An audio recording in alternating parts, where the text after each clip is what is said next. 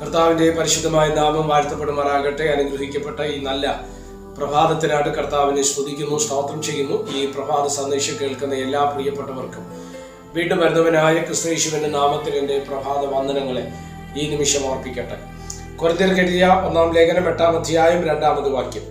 താൻ വല്ലതും അറിയുന്നു എന്ന് ഒരുത്തന് തോന്നുന്നു എങ്കിൽ അറിയേണ്ടതുപോലെ അവൻ ഇന്നുവരെ ഒന്നും അറിഞ്ഞിട്ടില്ല. ഈ വാക്യങ്ങൾക്കാണ് ദൈവത്തിന് സ്തോത്രം ചെയ്യുന്നു. ഇന്ന് നമ്മുടെ ജീവിതത്തിൽ അല്ലെങ്കിൽ ഇന്നത്തെ ലോക സാഹചര്യത്തിൽ ഏറ്റവും പ്രധാനപ്പെട്ട ഒരു വേടാണ് അറിവ് എന്ന് പറയുന്നത്, അല്ലെ? അറിവ്, പലതരത്തിലുള്ള അറിവുണ്ട്. നമ്മൾ വായിച്ചറിയുന്നതുകൊണ്ട്, കേട്ടറിവുണ്ട്, കണ്ടറിവുണ്ട്. ഇങ്ങനെ പലതരത്തിലുള്ള അറിവ് നമുക്ക് കാണുവാൻ തക്കവണ്ണം കഴിയും. എന്നാൽ ഈ അറിവ് എപ്പോഴാണ് അപകടമാകുന്നത്? സ്തോത്രം. നമുക്കെല്ലാ അറിവുകളും ആവശ്യമാണ്. ഇന്ന് ലോകത്തിൽ നമുക്ക് കിട്ടേണ്ട ജ്ഞാനം നമുക്ക് വേണം. ഒരു വിശ്വാസിയെ സംബന്ധിച്ചിടത്തോളം ദൈവവചനത്തിൽ നിന്ന് കിട്ടേണ്ട ജ്ഞാനം നമുക്ക് വേണം. ആത്മാവിൽ നിന്ന് കിട്ടേണ്ട ജ്ഞാനമുണ്ട്. അങ്ങനെ പലതരത്തിലുള്ള ജ്ഞാനം നമ്മൾ പ്രാപിക്കേണ്ടതാണ്. അത് നമ്മൾ പ്രാപിച്ചു തന്നെയാകണം. ഇതൊക്കെ അറിവിന്റെ ഒരു ഭാഗമാണ്. അത് നമ്മൾ അറിഞ്ഞിരിക്കണം.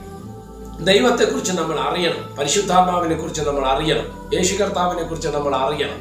ഇതൊക്കെ അറിവിന്റെ ഭാഗങ്ങളാണ്. പക്ഷേ മനുഷ്യജീവിതത്തിൽ അറിവ് അപകടമാകുന്നത് എനിക്ക് അറിവുണ്ടെന്നുള്ള ചിന്ത ഒരാളുടെ ഹൃദയത്തിൽ വരികയും അത് പ്രകടിപ്പിക്കുകയും അല്ലെങ്കിൽ പറയുകയും ചെയ്യുമ്പോഴാണ്. പൊങ്ങച്ചമായിട്ടൊക്കെ ചില പറയാറില്ല, എനിക്ക് 2 PhD ഉണ്ട്, അതുണ്ട്, ഇതുണ്ടെന്നൊക്കെ പലപ്പോഴും പറയാറുണ്ട്. ഉള്ളതായിരിക്കാം. പക്ഷെ അത് പറയുമ്പോൾ സ്തോത്രം, നമ്മുടെ ഹൃദയത്തിനകത്ത് അത് ആ ഒരു പൊങ്ങച്ചം അല്ലെങ്കിൽ ആ ഒരു നിഗളഭാവം ഉരുവായി വരികയാണ്. അതാണ് തിരുവചനം പറയുന്നത്.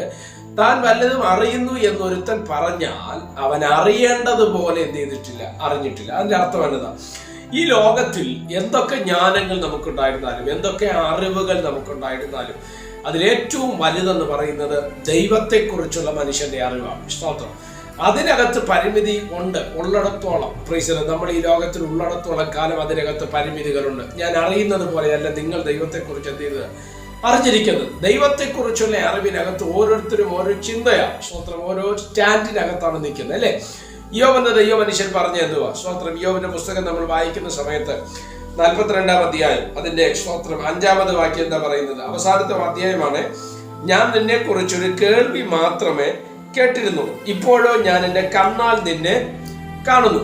യോബിനെ കുറിച്ചുള്ള വേദപുസ്തക പരിചയം നമുക്കറിയാം. നിഷ്കളങ്കൻ, നേരുള്ളവൻ, ദോഷം വിട്ടകലുന്നവൻ എന്നൊക്കെയാണ് യോബിനെ കുറിച്ച് പറയുന്നത്. എന്നാൽ യോബിന്റെ ജീവിതത്തിൽ നീണ്ടുനിന്ന പരീക്ഷണ കാലഘട്ടം കഴിഞ്ഞ് ദൈവം യോബിനെ അനുഗ്രഹിക്കാൻ തുടങ്ങുന്നതിന് മുമ്പ് ചുഴലിക്കാറ്റിൽ ദൈവം ഇയ്യോബിനോട് സംസാരിപ്പാൻ തക്കവണ്ണം ഇടവന്നു. സംസാരിച്ച ഇയ്യോബ് മനസ്സിലാക്കിയതിനു ശേഷം പറഞ്ഞൊരു വാചകമാണ് നമ്മൾ വായിച്ച 45-ാം അധ്യായത്തിൽ. ഞാൻ നിന്നെ കുറിച്ചൊരു കേൾവി മാത്രമേ കേട്ടിരുന്നുള്ളൂ. സ്തോത്രം. ഇപ്പോഴോ ഞാൻ എന്റെ കണ്ണാൽ നിന്നെ കാണുന്നു. എന്താ എന്റെ അർത്ഥം? എനിക്കൊരു അറിവുണ്ടായിരുന്നു അങ്ങയെക്കുറിച്ച്, പക്ഷെ ആ അറിവ് ഒന്നുമല്ല എന്ന് ഞാൻ ഇപ്പോൾ മനസ്സിലാക്കുന്നു. സ്തോത്രം. എന്ന് പറയത്തക്ക രീതിയിൽ ദൈവത്തോടുള്ള അല്ലെങ്കിൽ ദൈവത്തെക്കുറിച്ചുള്ള സ്തോത്രം ഇയ്യോബിന്റെ അറിവിന് വർധനവ് സംഭവിപ്പാൻ തക്കവണ്ണം വേണ്ടി. അപ്പൊ നമ്മൾ ഇത് ചിന്തിക്കുന്ന പോലെ അല്ലെന്ന് നമ്മൾ ദൈവമക്കളായി നമ്മൾ എന്ത് ചെയ്യണം? തിരിച്ചറിയണം. ഇയ്യോബിന്റെ ജീവിതത്തിൽ ഇയ്യോബിനെ പോലും നിഷ്കളങ്കനായ വേറൊരു മനുഷ്യൻ വേദപുസ്തകത്തിലില്ല. പക്ഷെ അദ്ദേഹം പറയുന്ന ഒരു വാചകം ശ്രദ്ധിക്കണം. എനിക്ക് നിന്നെ കുറിച്ചൊരു കേൾവി മാത്രമേ ഉണ്ടായിരുന്നുള്ളൂ, പക്ഷേ സ്തോത്രം, നിന്നെ ഞാൻ ഇപ്പോൾ നേരിട്ട് കണ്ട് അനുഭവിച്ചിരിക്കുകയാണ് എന്ന് പറയത്തക്ക രീതിയിൽ ദൈവം ഇയ്യോബിന്റെ ജീവിതത്തിൽ ഇടപെടുവാൻ തക്കവണ്ണം ഇടയായി എന്നുള്ളതും വസ്തുതയാണ്. സ്തോത്രം. ഹല്ലേലൂയ.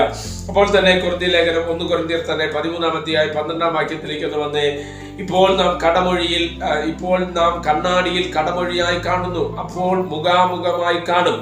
ഇപ്പോൾ ഞാൻ അംശമായി അറിയുന്നു, അപ്പോഴോ ഞാൻ അറിയപ്പെട്ടതുപോലെ അറിയാം. അപ്പൊ ശ്രദ്ധിക്കണം. ഇപ്പോൾ നമ്മൾ കണ്ണാടിയിൽ കാണുന്നു, എന്നാൽ അത് സ്തോത്രം എന്ത് ചെയ്യും? അപ്പോൾ മുഖാമുഖമായി കാണും. 2, ഇപ്പോൾ നമ്മൾ അംശമായി അറിയുന്നു, അപ്പോഴോ ഞാൻ പൂർണ്ണമായി അറിയും. എന്താ അതിന്റെ അർത്ഥം? കർത്താവിന്റെ പ്രത്യക്ഷത വെളിപ്പെടുമ്പോൾ, ഇന്ന് നമ്മൾ വിശ്വാസ കണ്ണുകൾ ഉയർത്തി നമ്മുടെ ദൈവത്തിന്റെ പ്രവൃത്തി നമ്മൾ കാണുമ്പോൾ, നമ്മൾ അവന്റെ മുഖം കണ്ട് ആരാധിക്കുന്ന, അവന്റെ മുഖാമുഖമായി കണ്ട് അവനെ സ്തുതിക്കുന്ന ഒരു സുദിനം വരുമെന്ന് ബൈബിൾ പഠിപ്പിക്കുന്നു. നമ്മൾ എന്തൊക്കെ കർത്താവിനെ കുറിച്ച് തിരുവചനത്തിൽ നിന്ന് നമുക്ക് കിട്ടിയ ബൈബിളിൽ നിന്നുള്ള അറിവുകൾ നമുക്കുണ്ടായിരുന്നാലും ഇതെല്ലാം അംശമാണെന്നാണ് ബൈബിൾ പറയുന്നത്. അംശമായിട്ടുള്ള അറിവാണ് നമുക്ക് കിട്ടിയത്. എല്ലാം ഒന്നും പൂർണ്ണമല്ല.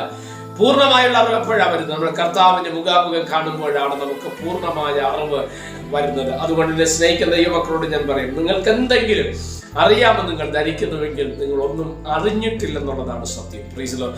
അതുകൊണ്ട് ദൈവത്തിൽ ആശ്രയിച്ച് ദൈവത്തെക്കുറിച്ചുള്ള അറിവിനെ പ്രാപിപ്പാൻ തക്കവണ്ണം കർത്താവിന്റെ ആത്മാവ് നമുക്ക് കൃപ നൽകട്ടെ.